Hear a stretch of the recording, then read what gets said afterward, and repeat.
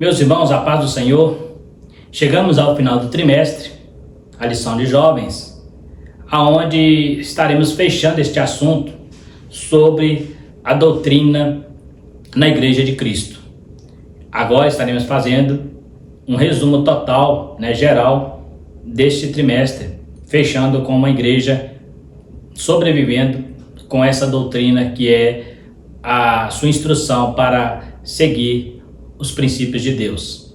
Essa lição está fechando com esse viés de levar-nos a entender que uma igreja jamais sobrevive sem a sã doutrina que está na sua palavra, na palavra de Deus.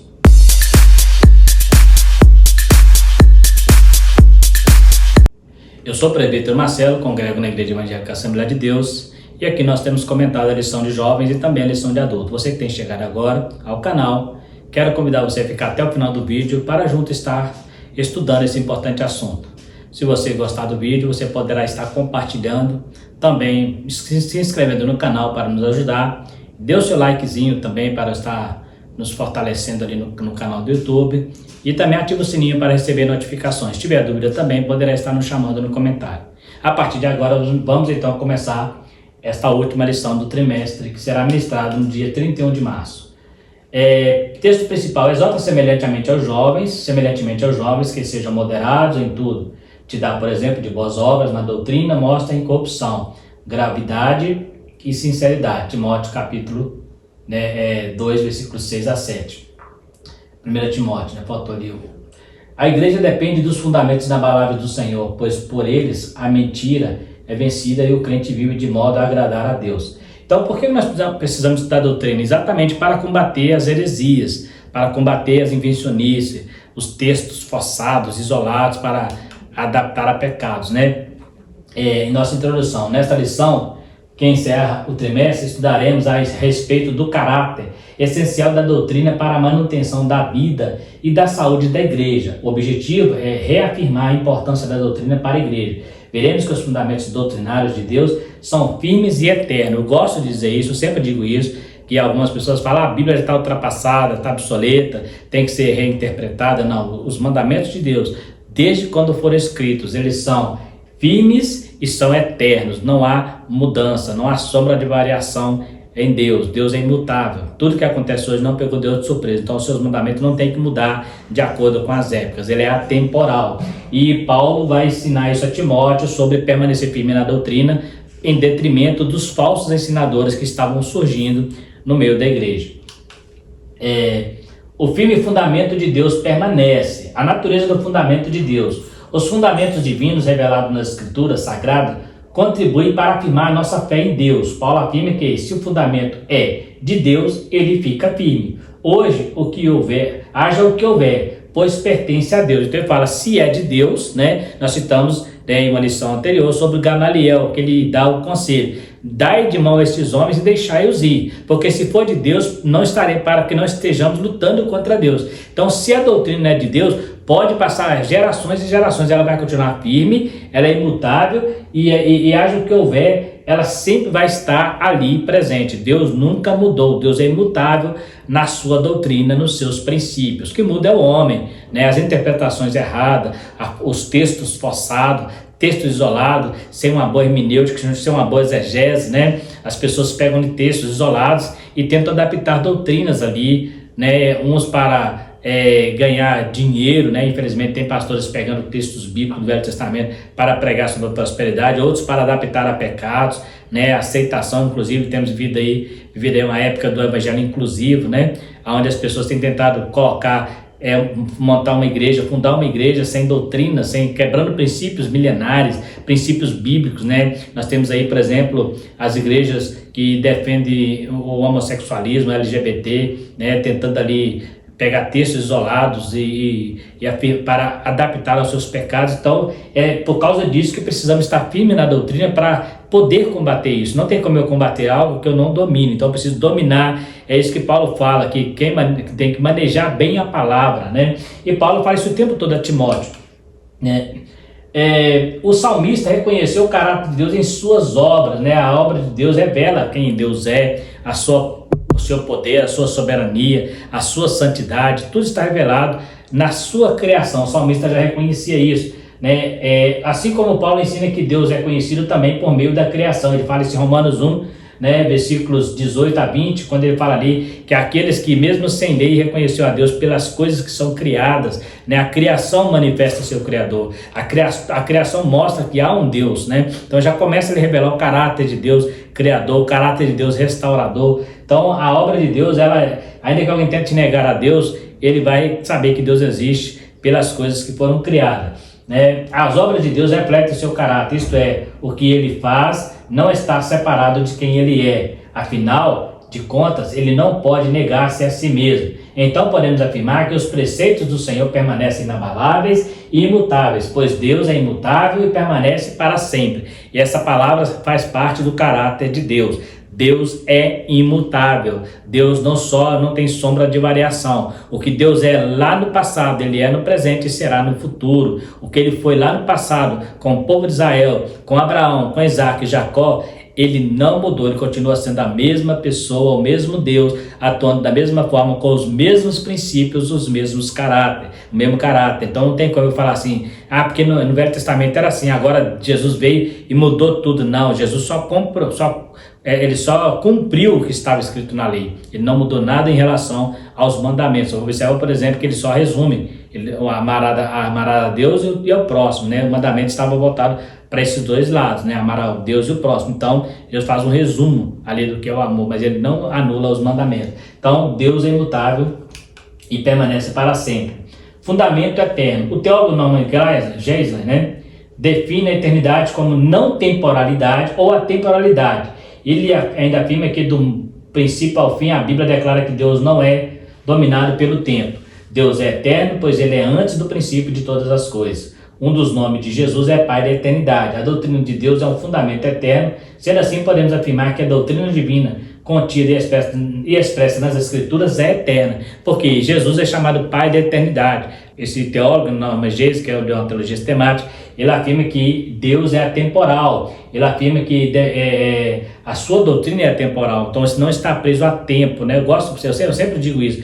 Deus, o que eu acabei de falar do que Deus era, Deus continua sendo e Deus vai ser, porque Deus é imutável, ele não está preso ao nosso tempo. A nossa cultura muda. Se você pegar um país aí de 100 anos atrás, você vai ver que lá dentro a cultura mudou, mas a palavra de Deus não muda nunca, né? Porque quem fez ela é Deus e Deus não está preso à cultura e nem a tempo.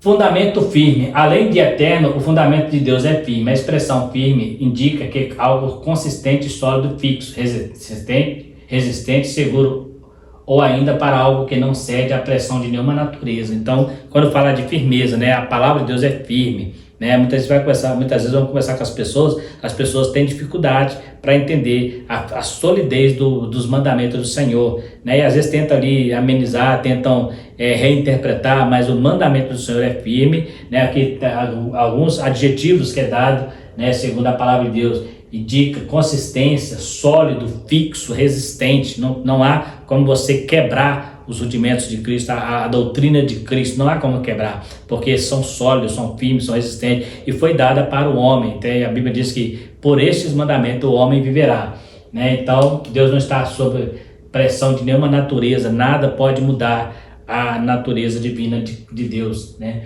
O fundamento de Deus é firme e inabalável, não sofre alteração e nem cede a nenhum tipo de pressão, pois o contexto no qual Paulo fala da firmeza do firmamento de Deus era de infidelidade e desvio de alguns. No entanto, isso não abala nem altera a qualidade segura e inviolável da verdade de Deus. No mesmo texto, no qual Paulo indica a firmeza do fundamento de Deus, ele fala de uma verdade relacionada ao Senhor e da atitude do crente que vive de acordo com este fundamento doutrinário. Então ele está falando aqui, que Paulo está explicando no contexto onde começou a haver algumas pessoas querendo sair, né, dos princípios. Inclusive nós temos algumas cartas de Paulo, onde ele teve que combater algumas heresias que estavam entrando para dentro da igreja. Por exemplo, a carta aos Gálatas, onde existia um grupo de judaizantes que estava voltando, que estava deixando os rudimentos da cruz, estava voltando ao judaísmo, né? E ele fala, vocês começaram no espírito e estão terminando na carne. Então, o contexto em que Paulo fala de firmeza de mandamento é exatamente o contexto onde as pessoas estavam fugindo à verdadeira doutrina, estavam fugindo ao contexto teológico da palavra de Deus, né? Como temos visto hoje, as pessoas estão fugindo, estão tentando adaptar doutrinas. Então, ele está mostrando que, por mais que isso aconteça, a palavra de Deus continua sendo inviolável, ela é inalterável, né? Então não tem como eu falar assim, aqui eu posso mudar, não pode, está ali, é decreto do Senhor, é decreto de Deus, e decreto não se muda, né? Já foi decretado ali as suas verdades fundamentais, então nós temos que nos firmar nela. É a palavra de Deus que ensina, que mostra e que leva a igreja a crescer, né? Não somente no sentido de número, mas no sentido de capacidade espiritual, capacidade intelectual, no sentido de amadurecimento. É através da palavra que você se torna uma pessoa madura. Não adianta um crente viver muitos anos na igreja sem ler a palavra de Deus, sem buscar entender a escritura. Esse crente vai continuar como uma criança, né? Tem muita gente, por exemplo, que tem dificuldade para ler a Bíblia, tem dificuldade para entender, não tem interesse por entender a Bíblia, e ele fica tipo assim, deixa a vida me levar, né? Para onde jogar tá bom, ele de qualquer maneira, ele acredita, não, ele já sabe, não precisa eu saber, né? Nós temos visto a dificuldade que as pessoas têm de estar examinando as escrituras. Então Paulo fala que você conhecendo os fundamentos, você vai ter base teológica para combater as mentiras, heresias. E quando alguém prega algo, a luzinha laranja vai acender. Opa, deixa eu conferir se aquilo é assim. É o crente bereano, conferir o que Paulo pregava, se estava nas escrituras. No que se refere à verdade sobre Deus, ele afirma que o Senhor conhece o que são seus, e os crentes que se fundamentam na verdade da palavra de Deus devem aparta-se da iniquidade. Diante disso, destaque-se duas verdades. O fundamento de Deus é inabalável, pois reflete o caráter firme do Senhor, e o fundamento de Deus dá firmeza ao crente para viver em pureza e agradar a Ele. Então nós temos aqui duas coisas que o comentarista fala. Ele é inabalável e revela o caráter do Senhor e dá firmeza e pureza ao crente para agradar o Senhor. É pela palavra que eu entendo a vontade de Deus, é pela palavra que eu entendo o que Deus quer, o que Deus exige de mim, né? Como diz lá Miqueias, que é que Deus pede de ti? Que ames a justiça, pratica a benevolência e andes humildemente com teu Deus. Então eu preciso entender, só vou entender isso pela palavra, uma palavra bem pregada pela direção do Espírito Santo dentro do seu contexto, né? Sem nenhum subterfúgio, sem nenhum arranjo, mas dentro do que o Espírito Santo realmente quer transmitir ali naquele texto. Então a palavra de Deus, ela revela esse caráter de Deus, né? E através dela eu posso ter firmeza na verdade, eu posso ter certeza de que são palavras. Jesus falou assim, santifica-os na verdade, a tua palavra é a verdade. Ele não falou que a tua palavra é uma verdade, ele não falou que a tua palavra é uma das verdades, ele falou que a tua palavra é a verdade. E em outra parte ele diz, eu sou o caminho, a verdade e a vida. Então Jesus é a palavra, Jesus é a verdade, a sua palavra é a verdade, e essa palavra nos santifica, no sentido de separar, apartar-se do mal, apartar-se do pecado. A partir da palavra eu consigo apartar do pecado, ou seja, quando o pecado bate a porta, a palavra de Deus me alerta, me mostra. Observa Caim quando ele vai matar, quando ele tem inveja de Abel, a palavra de Deus estava lá, Deus falando com Caim, olha Caim, se você fizeres bem, haverá aceitação para ti, mas se não fizer, o pecado jaz à porta. Então existe a palavra para alertar. Se Caim tivesse obedecido, ele teria evitado uma catástrofe de ser considerado o primeiro homicida, matar o seu irmão, né? Então a gente tem que tomar esse cuidado, tem que estar sempre atento às escrituras. Quando estamos lá, né, como é uma lição de jovens, né? Os jovens têm muita dificuldade nas escolas, no meio de amigos, então precisa estar atento quando você está no meio de seus colegas, seus amigos lá, né, ou na faculdade, porque esses lugares são lugares onde as verdades de Deus são questionadas, a doutrina de Deus é questionada, e às vezes eles tentam trazer reinterpretação, né, dentro de contexto da Bíblia, né? Existem professores aí, por exemplo, em faculdades que não são evangélicos, mas estudam a Bíblia para combater o evangelho, para combater as verdades fundamentais. Então tem que tomar muito cuidado, tem que estar atento, tem que estar embasado na palavra e pedindo a Deus direção do Espírito Santo, para estar sempre orando ao Senhor, para não cair nas armadilhas, né? desmascarando os mentirosos. Então a realidade dos mentirosos, a Bíblia aponta para a triste e trágica realidade da mentira. João 8,44 diz que o diabo é pai da mentira. Desde o pecado cometido por Adão e Eva, lá em Gênesis capítulo 3, a mentira é uma triste realidade no mundo dos homens, cujo veneno e consequências afetam a todas as famílias indistintamente. Biblicamente, à medida que o tempo passar e se aproximar a vinda de Cristo, o mundo se renderá ainda mais à mentira, né? Paulo fala em Tessalonicenses que o mundo está entregue à mentira, que o espírito do anticristo é um espírito da mentira, vai vir com todo o espírito de engano, levando as pessoas a ser enganadas, pregando aqui inclusive, que fala que a ressurreição já veio. Nós temos aqui capítulo 13 de Apocalipse, onde aparece ali o anticristo, que vai operar com todos os sinais de mentira. Então a mentira é algo que nasceu em Satanás, é algo que Satanás tem tentado colocar na humanidade. Ele trabalha exatamente usando a mentira para desvanecer, desconcertar, melhor dizendo, a verdade. Observa que ele fala para Eva, né? Eu tenho citado isso nos meus vídeos. Não foi assim que Deus disse?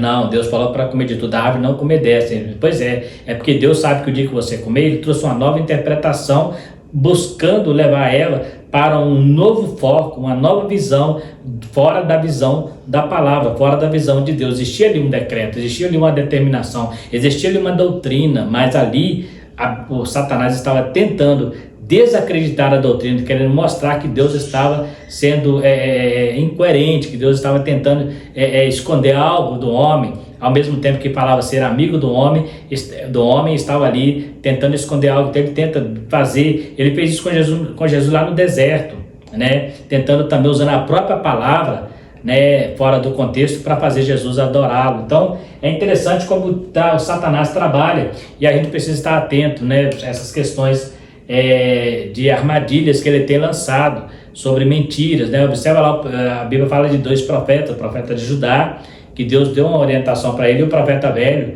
pegou e tirou ele do caminho, né? Então muitas vezes tem aqueles profetas velhos que vêm com a nova: eu sou um profeta como você, tenho mais experiência que você, e aí a pessoa não tem sabedoria, vai na armadilha e pode sofrer as consequências da sua desobediência. O mentiroso não tolera e rejeita a verdade a respeito de Deus. O engano é a principal arma do mentiroso, especialmente aqueles que mentem em relação às questões doutrinárias, cujo propósito é desviar as pessoas da verdade, né? Então o mentiroso, ele não tolera e rejeita a verdade no seu contexto geral.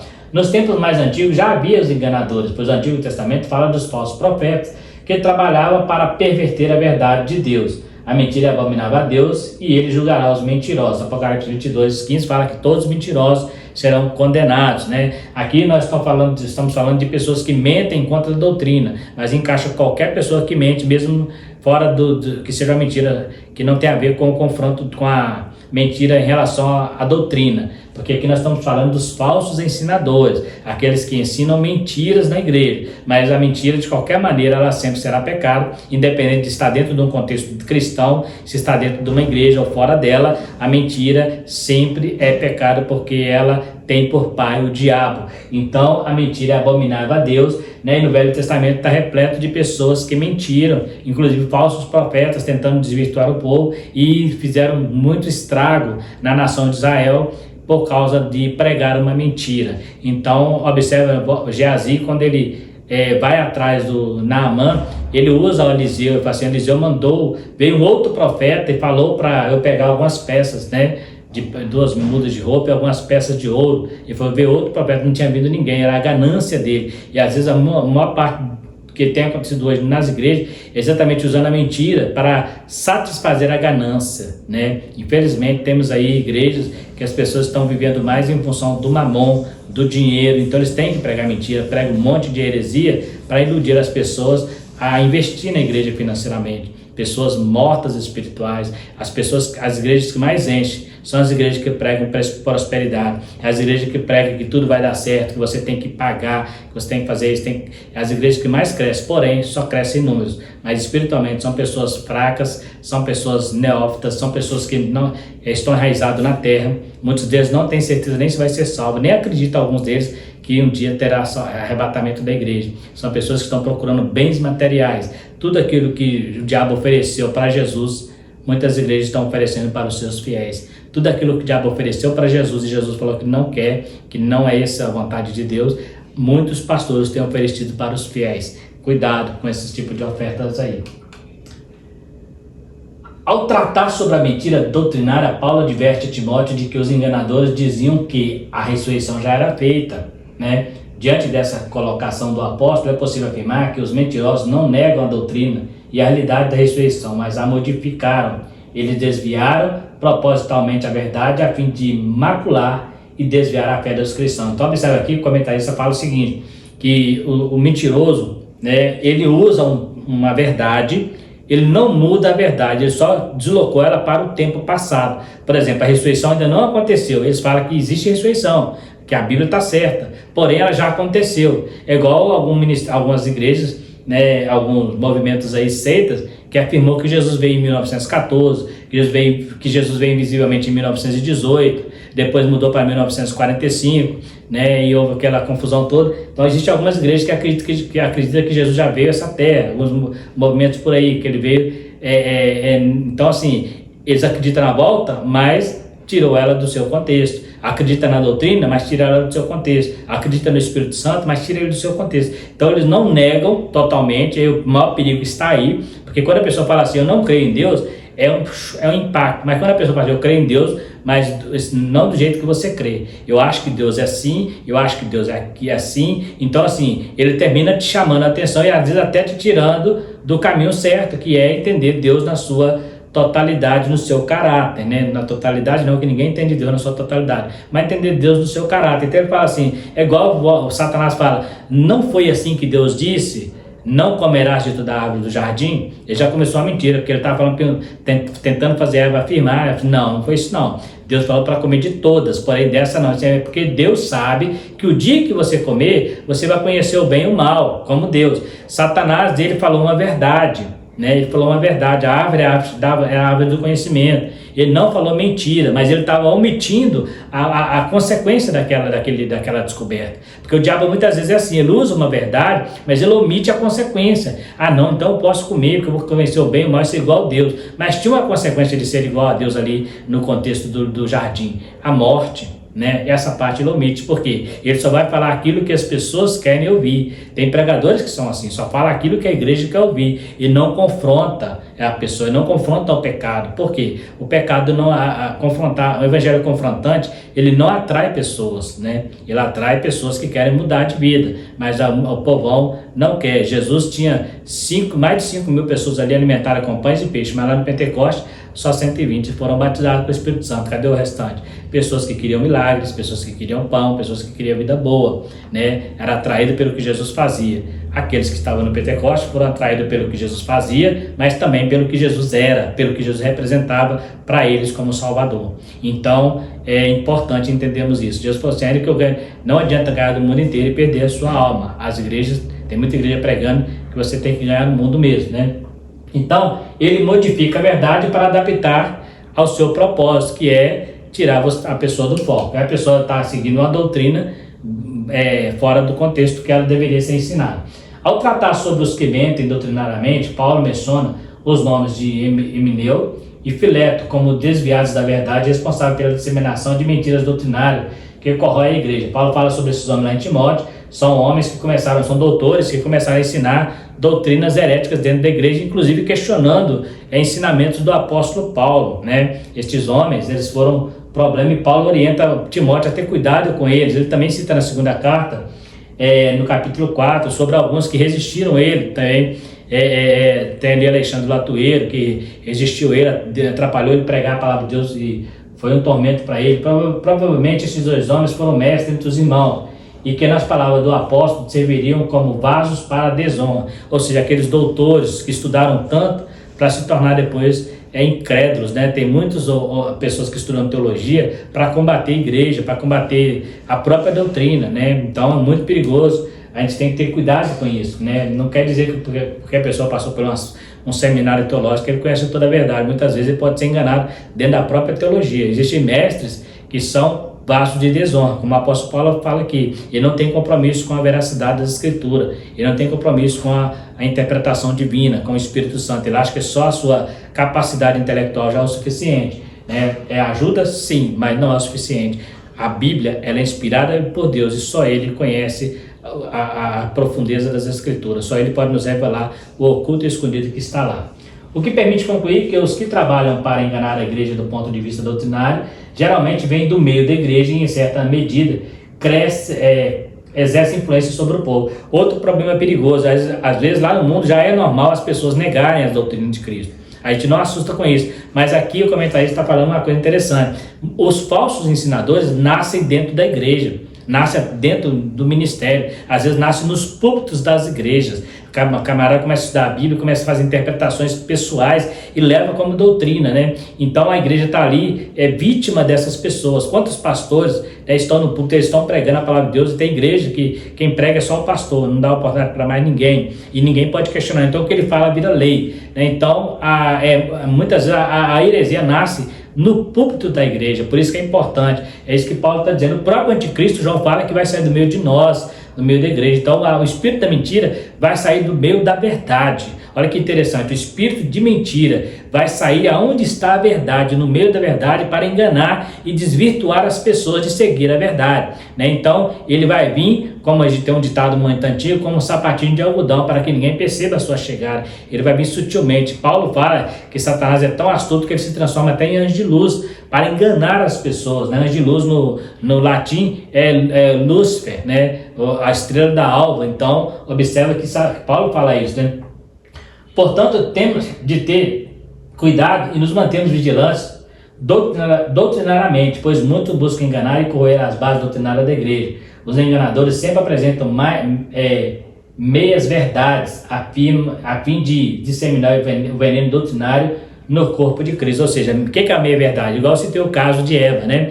E Satanás cita para Eva uma meia verdade. Por que meia verdade? Porque a primeira parte que ele fala, que eles iriam conhecer o bem e o mal, era verdade. Você lembra que eu falei? Satanás usando a verdade, ou seja, uma mentira, mas uma meia verdade, porque dependendo do que Eva fizesse, a consequência viria. Então Eva comeu a verdade, realmente, olha, Satanás falou a verdade, eu fiquei conhecendo o bem e o mal, só que esse conhecimento levou eles à morte. Então é isso que Satanás trabalha, ele precisa abrir os olhos para meias verdades, para conseguir o seu propósito, que é destruir. Então ele para disseminar o seu veneno, né? Então ele pega meia verdade, sempre Satanás vai trabalhar assim, ó, não é bem assim que Deus disse, olha, não é bem assim, vamos entender o texto, né? Quando começa por aí, tem que ter cuidado. Então, olha, peraí, vamos entender, não é isso que Deus quer dizer, não é isso que está dizendo aí, isso aí foi lá na época de Abraão, isso aí foi na época de Moisés, vamos entender isso. Aí começa ali as meias verdades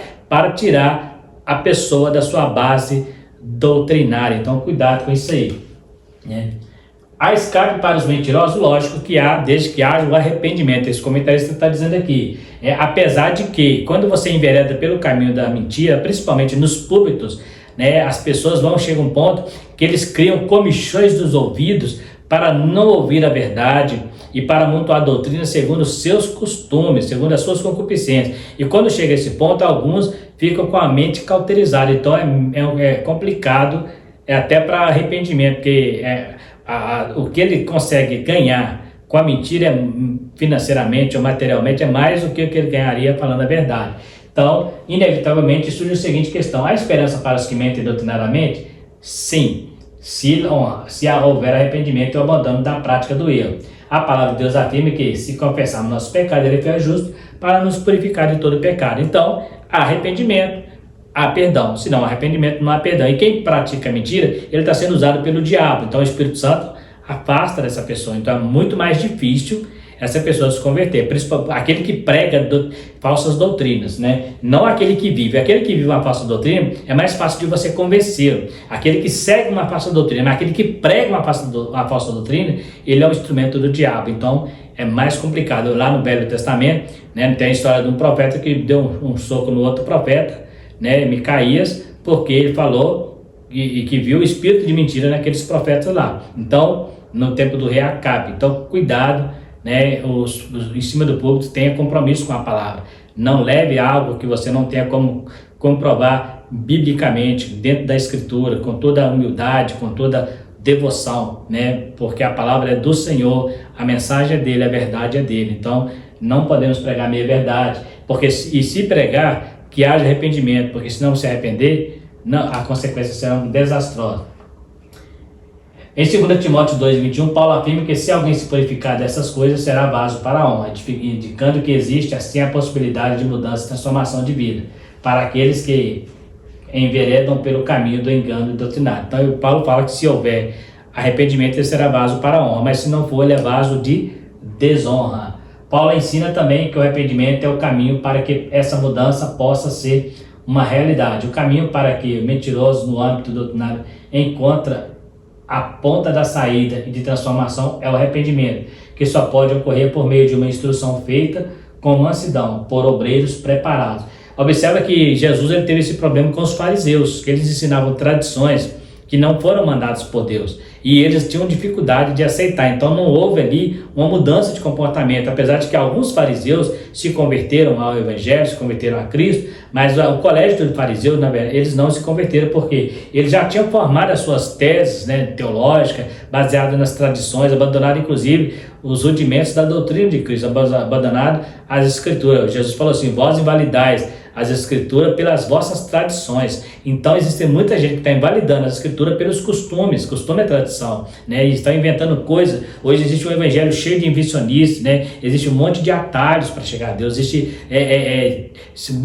um evangelho simples. As pessoas têm colocado tanta coisa para se aproximar de Deus, né? Como barganha, né? Então, assim, esse tipo de gente, ele já está com a mente cauterizada. É mais difícil, não é impossível, mas é muito difícil uma pessoa que prega falsa doutrina, principalmente nos púlpitos das igrejas. Estou falando de pessoas cristãs que pregam uma heresia. É mais difícil essa pessoa se converter do que aqueles que estão ouvindo ele, porque aqueles que estão ouvindo estão sendo enganados, mas ele está sendo enganado por ele como instrumento, e ele está sendo enganado diretamente pelo diabo. Sua mente já cauterizou, principalmente quando está dando certo. Presta atenção, nem tudo que dá certo é de Deus. Às vezes está dando certo, mas não é a vontade do Senhor. Então tem que tomar cuidado com isso aí. Vivendo uma vida moderada, o crente é chamado a viver moderadamente, e as condições necessárias para isso estão à sua disposição nas Escrituras Sagradas. Mas o que efetivamente vem a ser esta vida moderada? Né? Moderação, viver uma vida equilibrada, né? Viver uma vida atenta, né? Tranquilo, né? Paulo fala, a igreja de Tessalônica, por exemplo, cuidando dos seus próprios negócios, né? Fala de moderação.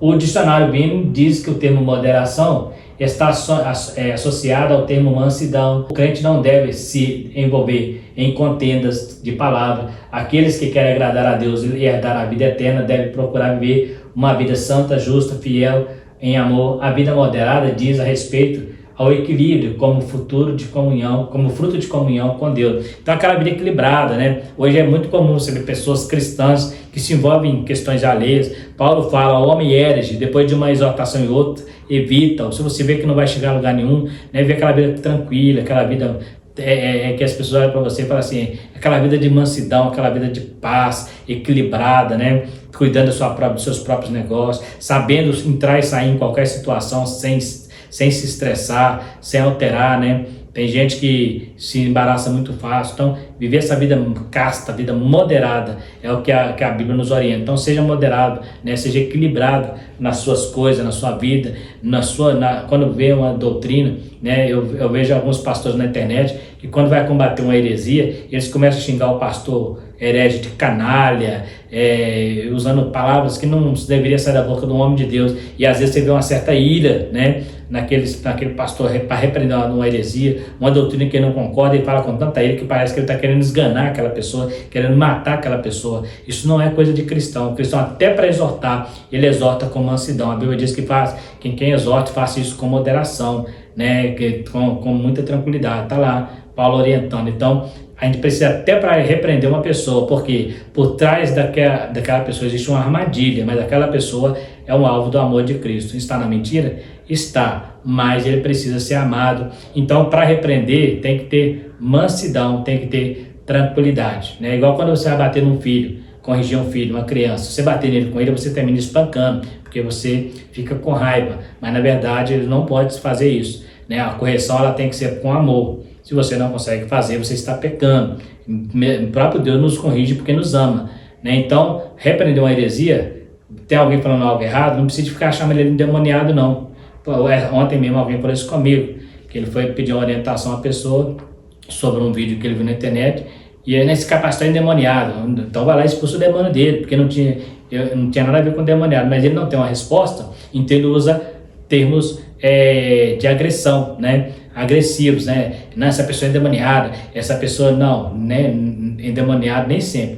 Eu vou dizer para você uma coisa, muitas vezes você está chamando uma pessoa lá fora de endemoniado e dentro da igreja tem pessoas que também são endemoniadas, se for pecar por esse ponto de vista que está pregando heresia. E tem pessoas que realmente são endemoniadas, mas o demônio não se manifesta dentro das igrejas. Então cuidado para julgar pessoas, seja equilibrado, né? Seja manso, né? A moderação como obra do Espírito Santo tem a ver com o fruto do Espírito. É interessante, o fruto do Espírito tem uma característica dele chamada domínio próprio. Então quando você vai perceber que vai estourar, peça a Deus o controle, né? O crente moderado é comedido em suas ações, tá vendo? Acabei de falar aqui, ou seja, ele não vai sair falando coisas de qualquer maneira. As palavras e suas emoções, né? Como no exercício da paciência, a manifestação do fruto do Espírito reflete com elevada precisão as características de um crente moderado, em contraste com uma vida não moderada que é levada sob o domínio da carne. Observa que Moisés, ele era tão equilibrado que quando Deus se irritou com a nação, ele falou assim: eu vou matar esse povo todo no deserto, vou fazer de ti uma grande nação. Mas ele falou: não, Senhor, não faça isso, porque quem dirão as nações do teu nome? Tirou do Egito, mas não conseguiu colocar na terra, teu nome será julgado por terra. Então Moisés era equilibrado, no meio de uma multidão pedindo água, pedindo carne, Moisés conseguia, né? A Bíblia diz que ele foi considerado o homem mais manso que existia na época. Então observa que é interessante, a moderação. Você vai ter uma pessoa que não concorda com o seu ponto de vista teológico, né? Aí você precisa brigar com ele, precisa falar que ele é endemoniado, precisa falar que ele não serve para andar com você. Não, vamos discutir, vamos ver, vamos respeitar a opinião alheia. Ainda que eu não concorde, eu preciso respeitar, né? Poucos dias eu dei uma opinião na internet sobre um assunto, né? E um pastor, ele faltou a pouco a me bater. Se ele pudesse atravessar o aparelho do lado de cá para me bater, eu só dei a minha opinião. Não estava falando que ele estava errado. Eu falei assim, eu discordava da opinião dele, dei a minha opinião, mas ele achou que eu estava contradizendo ele. Na verdade, não. Nós precisamos ter esse equilíbrio. Nós, no meio pentecostal, somos muitos assim, né? Nós, os pentecostais, falta um pouco de moderação, lógico, com exceções, né? Mas a gente vê muitos teólogos pentecostais que eles são muito radicais. E quando alguém confronta eles partem para agressão, né? Eles partem para a briga mesmo, e é muito perigoso. Então a gente precisa ter esse espírito de moderação para ser moderado e comedido em suas ações, palavras e emoções, né? Eu sou muito estourado, então preciso pedir a Deus que me dê equilíbrio, que me dê controle, né? O fruto do Espírito reflete essa característica. Dentre as virtudes do Espírito Santo, a temperança é a que mais aproxima o sentido de moderação, já que o seu significado prático é a capacidade que o crente recebe de agir com autocontrole nas mais diversas e difíceis circunstâncias da vida. Essa capacidade é parte da obra do Espírito Santo, pode realizar no homem, pois conforme o Richards, né, ela fornece energia para a nova natureza que impulsiona o convertido para a direção oposta à natureza pecaminosa. Então esse equilíbrio, né, a temperança, né, o que é ser temperado? É você saber o momento que você pode levantar a voz, o momento que você tem que calar, o momento que você pode falar, o momento que você não fala, né? Então, o momento que você tem que ser mais firme, o momento que você tem que analisar. Então, aquele espírito de temperança, você conseguir ouvir mais, né? Tem gente que ele fica tão irritado, né, que ele não consegue nem ouvir o que o outro está dizendo. Ele já determinou que o outro está errado. Ele tem que avaliar primeiro, para depois tirar suas conclusões. É interessante que Jesus, sempre que ele era confrontado nas suas doutrinas, algumas vezes, ele usava a própria palavra das pessoas que o confrontavam. O que diz a lei, né? Na lei manda castrar, seja apedrejado. Então mete pedra. Se você sabe que a lei diz, para que está me perguntando? E Jesus poderia ser grosso com eles, mas só pensando, o que diz a lei? A lei manda castrar, então aquele que não tem pecado seja o primeiro que atira a pedra, ou seja, moderado, né? Ele poderia falar direto, não, se a lei diz, para que você está me perguntando, né? Mas não, ele usava a própria palavra. Então, quando ele perdoou o paralítico de Cafarnaum, né, o paralítico lá, eles perguntam para ele, quem pode perdoar pecado senão Deus? Ele poderia falar assim, não, eu posso, sou Deus. Ele fala assim, não, vou dizer para vocês o que é mais fácil, dizer perdoar todos os pecados ou dizer levanta e anda, né? Para que saibais que o Filho de Deus tem poder na terra de perdoar pecado, a ti te digo levanta e anda. Então esse poder, né, tudo é usado com moderação, temperança, não precisa ser agressivo, né? Na verdade, as nossas atitudes, nossas emoções têm que ser controladas pelo fruto do Espírito. A moderação é uma obra exclusiva do Espírito Santo, motivo pelo qual o crente que deseja viver moderadamente deve andar e ser guiado pelo Espírito. Andar e ser guiado pelo Espírito Santo é o mesmo que ser dominado por ele e fazer aquilo que é ordenado na palavra de Deus. Somente pelo Espírito Santo é que o crente pode viver uma vida verdadeiramente moderada. Então é só ele, não adianta eu querer, né? Às vezes alguém fala assim, não, fulano é muito calmo, fulano é muito tranquilo. Não, ele é estourado, né? Mas é o Espírito Santo que domina, ele tem autocontrole pelo fruto do Espírito, né? Então ele às vezes tem aquele momento assim, né, de ele dar aquela má resposta, né? Hoje tem gente que confunde muito franqueza com falta de respeito, franqueza com falta de educação, tipo assim, com a amiga toma lá da cá, fala na lata, né?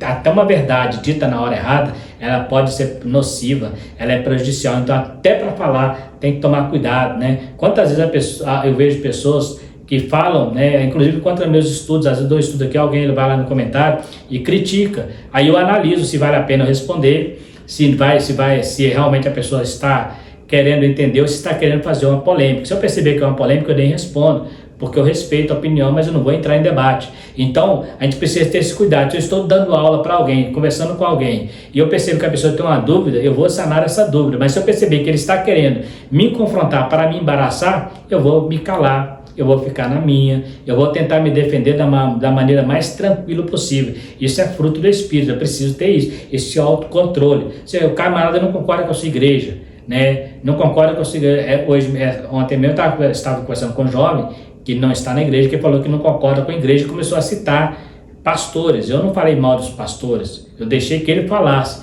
Eu mostrei para ele que Jesus fundou a igreja e que dentro da igreja tem pessoas defeituosas, tem pessoas com problema, mas não deixa de ser a igreja de Cristo. Eu não foquei nos pastores que ele citou, eu não foquei nas igrejas que ele citou. Por quê? Porque isso não ganha ninguém para Jesus, isso é armadilha do diabo. Então foca na verdade, foca na palavra. Jesus disse, tu és pedra, e sobre esta pedra edificarei a minha igreja, e as portas do inferno não prevalecerão contra ela. Então a igreja é bíblica.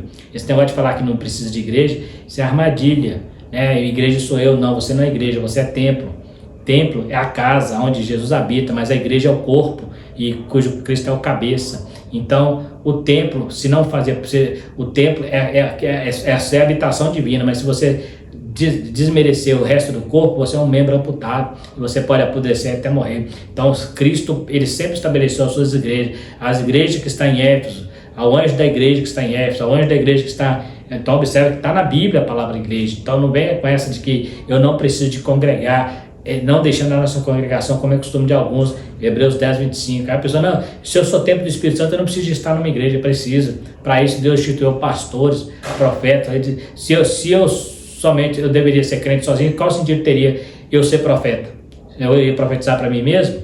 Qual sentido teria então eu ser mestre? Eu ia ensinar para mim mesmo? Então, o mestre é aquele que ensina para alguém, e a partir do momento que você ensina para alguém, você profetiza para alguém, ali está uma igreja constituída, onde tem um líder e ali os seus liderados. Então, tem que tomar esse cuidado aí para não torcer o texto usando essa palavra que eu sou templo do Espírito Santo.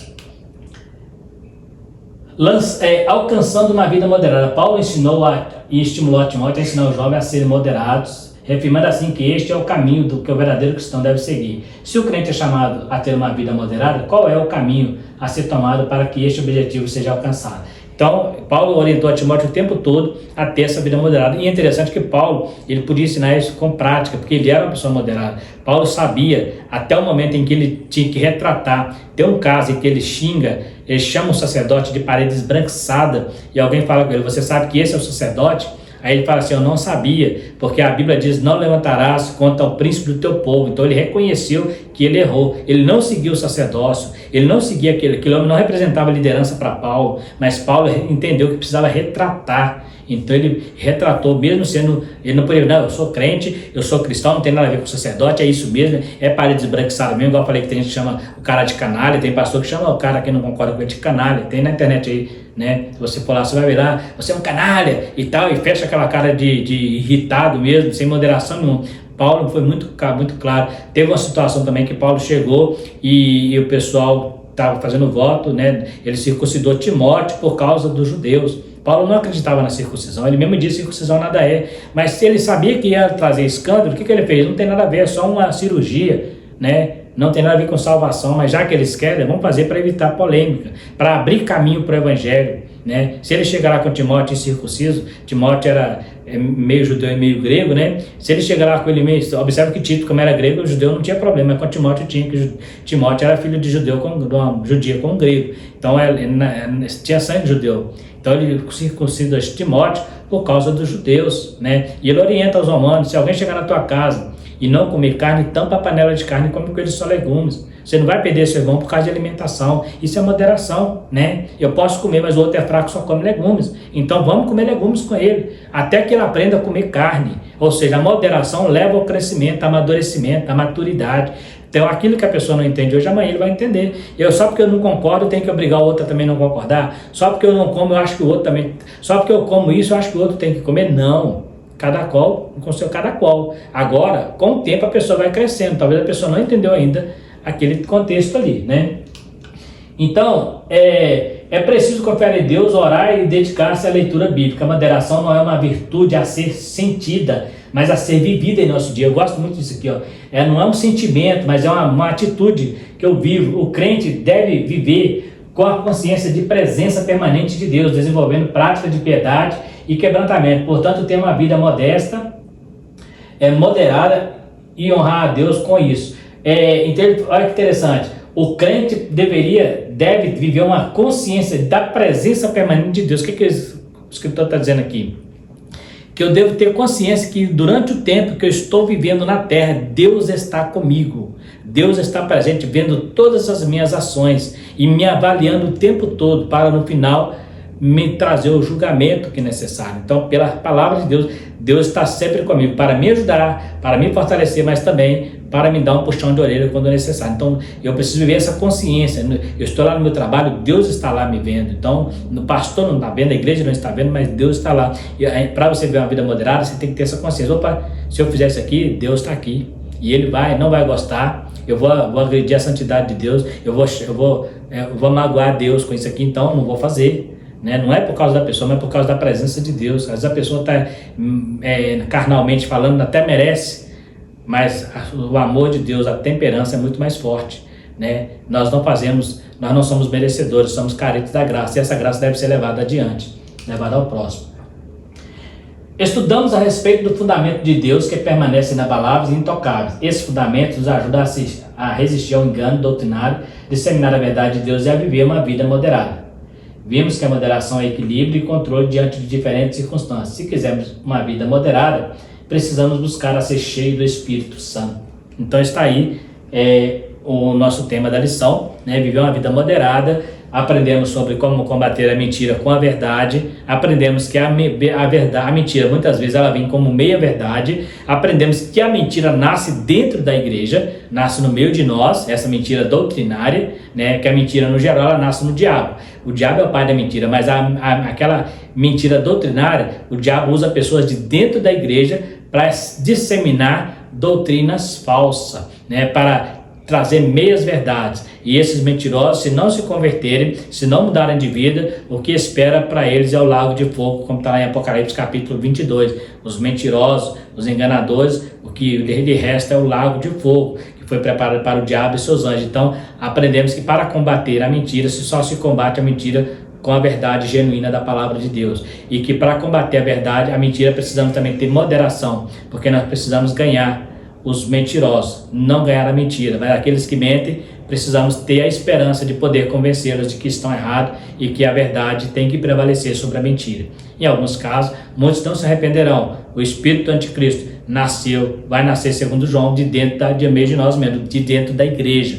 Então, é no meio de nós que nasce, a maioria das vezes, as falsas doutrinas. Existe alguém que diz que a Bíblia é a mãe das heresias. Não que a Bíblia dissemina heresia, mas que a Bíblia mal interpretada, ela pode trazer muitas heresias para dentro da igreja, como tem acontecido em nossa época. Muitas heresias usando a própria palavra de Deus. Você chega na igreja, o camarada está com a Bíblia na mão, mas está pregando coisa que não tem nada a ver com as doutrinas de Cristo. Então é isso que nós aprendemos nessa lição desse trimestre, sobre as doutrinas fundamentais de Cristo, sobre o fundamento dos apóstolos, né, sobre a doutrina da igreja. E aqui fechamos a lição mais uma vez, a lição de jovens. Quero agradecer você que ficou até o final do vídeo. E se você não é inscrito no canal ainda, se inscreva para estar nos ajudando. E também, se você gostar do vídeo, pode estar compartilhando, né, para a divulgação deste canal, dando seu like e ativando o sininho para receber notificações. Tendo alguma dúvida, poderá também estar nos chamando nos comentários. No mais, fiquem todos com Deus e até a próxima lição, se Deus quiser.